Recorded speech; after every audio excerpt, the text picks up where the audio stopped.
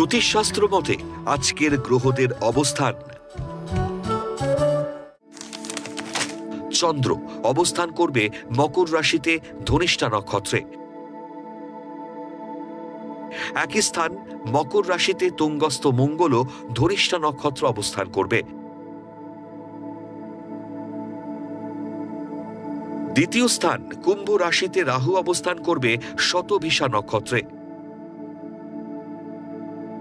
একই স্থানে রবি ধনিষ্ঠা নক্ষত্রে এবং বুধ পূর্ব ভাদ্রপদ নক্ষত্রে ও শুক্র শতভিষা নক্ষত্র অবস্থান করবে। তৃতীয় স্থান মীন রাশিতে শনি অবস্থান করবে উত্তর ভাদ্রপদ নক্ষত্রে। ষষ্ঠ স্থান মিথুন রাশিতে বক্রী বৃহস্পতি অবস্থান করবে পুনর্বসু নক্ষত্রে। অষ্টম স্থান সিংহ রাশিতে কেতু পূর্ব ফাল্গুনী নক্ষত্রে অবস্থান করবে।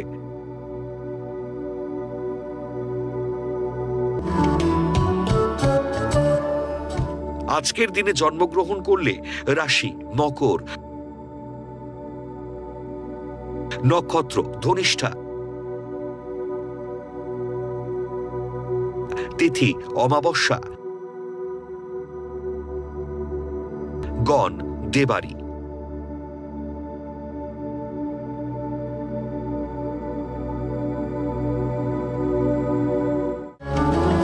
আজকের রাশিফল। মেষ রাশি, নতুন বহুজাতিক সংস্থায় কর্মের যোগাযোগ আসবে। ভুল পদক্ষেপ না হলে প্রশাসনিক দপ্তরে চাকরির যোগ। তরল দ্রব্যের ব্যবসায় বিনিয়োগের সিদ্ধান্তে অধিক লাভের যোগ। দাম্পত্য কলহে সংসারে অশান্তি দেখা দেবে। বৃষ রাশি, দীর্ঘ প্রচেষ্টা ও টালবাহানার পর কর্মের জটিলতা কেটে যাবে। পারিবারিক সহমতে গুরুত্বপূর্ণ কাজে সাফল্য লাভ। সন্তানের উচ্চশিক্ষার সুযোগ হঠাৎ হাতছাড়া হতে পারে। মানসিক হতাশা ও নার্ভের সমস্যা দেখা দিতে পারে। মিথুন রাশি, খামখেয়ালিতে ব্যবসায় বিনিয়োগ করলে ক্ষতির আশঙ্কা। প্রেম বা বিয়ের প্রস্তাবে সতর্কভাবে পদক্ষেপ নিন। নাবিক বা জলপথে ভ্রমণকারী ব্যবসায়ীদের মনের আশা পূরণ হতে পারে। সহকর্মীদের শত্রুতা থেকে সাবধান হন। কর্কট রাশি, কর্মস্থলে মানসিক স্থিতি ঠিক না থাকায় শত্রু বৃদ্ধির যোগ। ঊর্ধ্বতন কর্তৃপক্ষের হস্তক্ষেপে সমাধান হবে। ব্যবসায়ীদের নতুন কাজের সুযোগ মিলতে পারে। আবেগে প্ররোচিত হয়ে গুরুত্বপূর্ণ বিয়ের সিদ্ধান্ত নেবেন না। সিংহ রাশি, প্রেমের পর বিয়ের সম্বন্ধ পাকা হবে। সন্তানের উচ্চশিক্ষা ও কর্মোন্নতিতে আপনি গর্ববোধ করবেন। উদাসীনতায় কর্মস্থলে সমস্যা বাড়তে পারে। ব্যবসায় না বুঝে অধিক লগ্নি করলে অর্থ ক্ষতির আশঙ্কা থাকছে। কন্যা রাশি,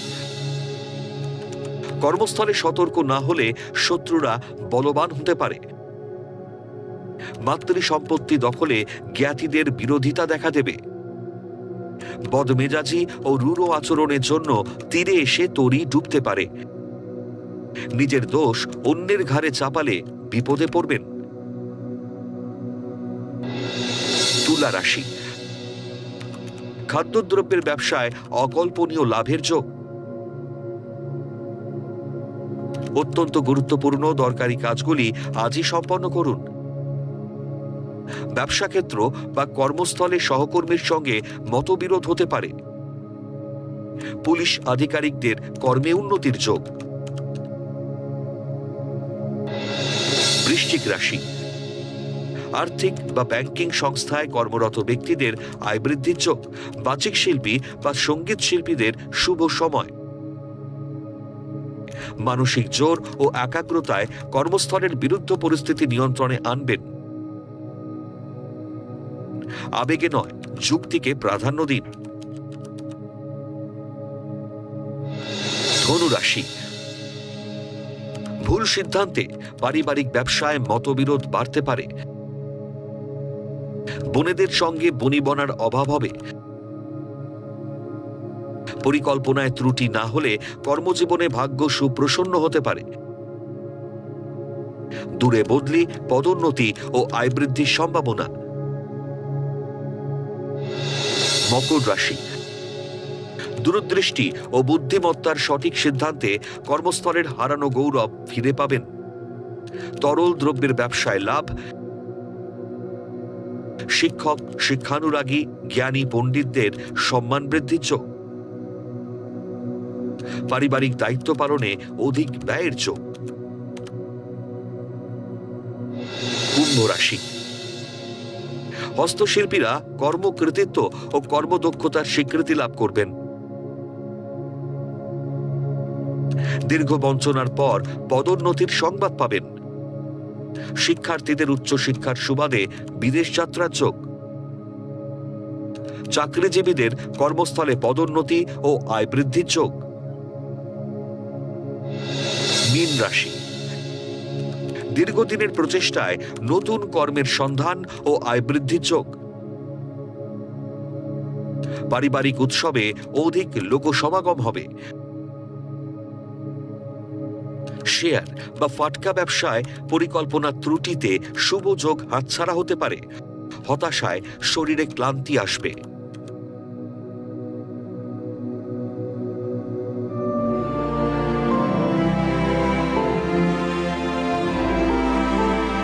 পৌরাণিক উপাখ্যান। শিবকে পশুপতি বলা হয় কেন?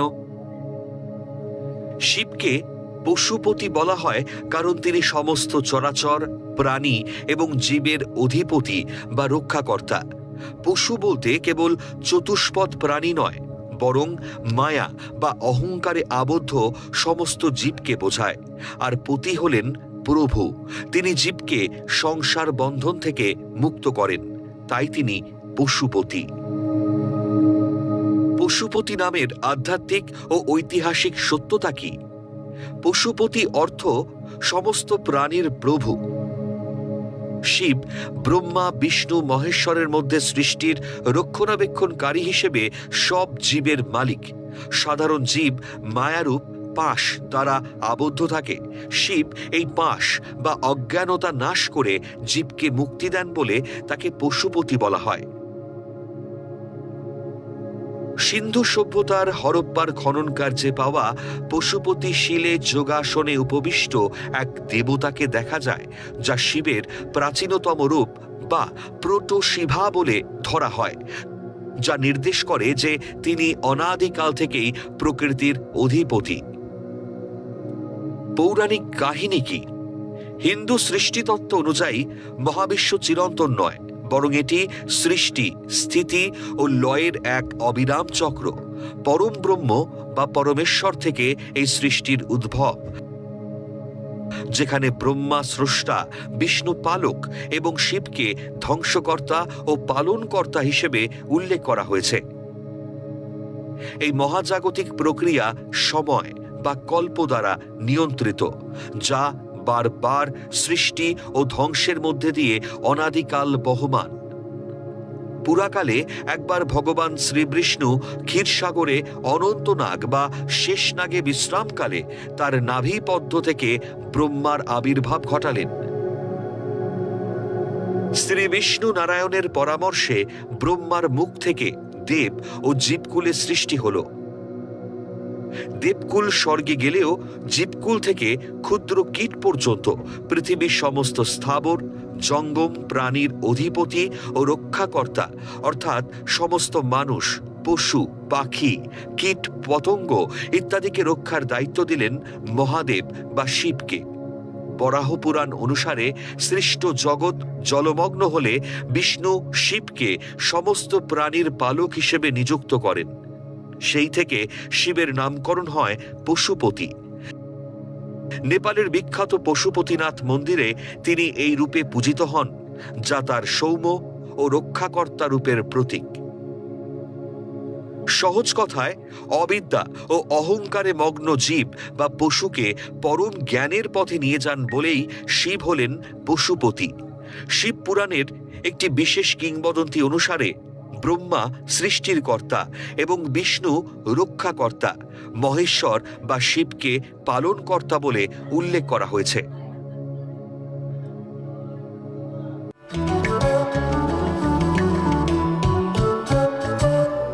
আজকের প্রথম লটারি বিজেতা শুভশ্রী শীল। জন্ম তারিখ 31/10/1984। জন্ম সময় বিকেল 4:54। জন্মস্থান কলকাতা। জাতিকার লগ্ন মেষ, রাশি মকর, নক্ষত্র শ্রবণা, গণ দেব। জাতিকার জন্মছকে ভালো কিছু যোগের সঙ্গে খারাপ কিছু দোষও আছে।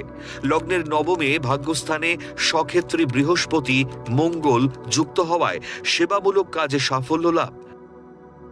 দশমে কর্মস্থানে চন্দ্র থাকায় সকলের মন জয় করার চেষ্টা করবেন, কিন্তু ক্রোধী আচরণে বা রূঢ় ব্যবহারে বারবার কর্ম পরিবর্তনের যোগ। তবে লগ্নের সপ্তমে রবি বুধ শনি যোগ্যতা অনুযায়ী কর্মপ্রাপ্তিতে বাধা। লগ্নের অষ্টমে শুক্র কেতু ও চন্দ্রের দ্বাদশে মঙ্গল থাকায় বিবাহিত জীবনে সমস্যা সৃষ্টি হবে। ভালো চাকরি পাওয়ার যোগ চলছে।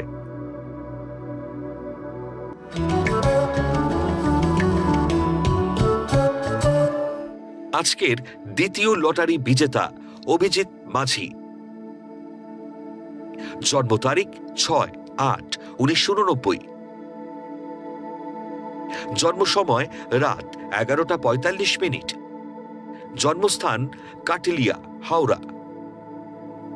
জাতকের লগ্ন বৃষ, রাশি কন্যা, নক্ষত্র হস্তা, গণ দেব। জাতকের দেওয়া তথ্য অনুযায়ী জন্মবার ছিল রবিবার, কিন্তু জাতক লিখেছেন শুক্রবার। কোনটা সঠিক জানি না। যাই হোক, প্রাপ্ত তথ্যের উপর ভিত্তি করে জানাচ্ছি, জাতকের জন্মছক বেশ ভালো। লগ্নপতি শুক্র চতুর্থে থাকায় কম্পিউটারের সৃজনশীল কাজে দারুণ সফলতা দেবে। একাদশপতি বৃহস্পতি দ্বিতীয় স্থানে থাকায় ও বর্তমানে বৃহস্পতির দশা চলায় আয়ভাব শুভ।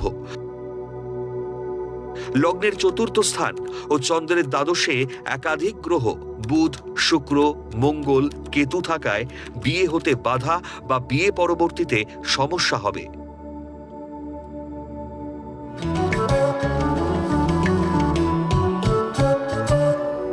আপনারা যারা ভাগ্য জানতে চান তারা নাম, ইংরেজি জন্ম তারিখ, জন্মবার, জন্ম সময় ও জন্মস্থান পাঠিয়ে দিন 9051112531 এই হোয়াটসঅ্যাপ নাম্বারে।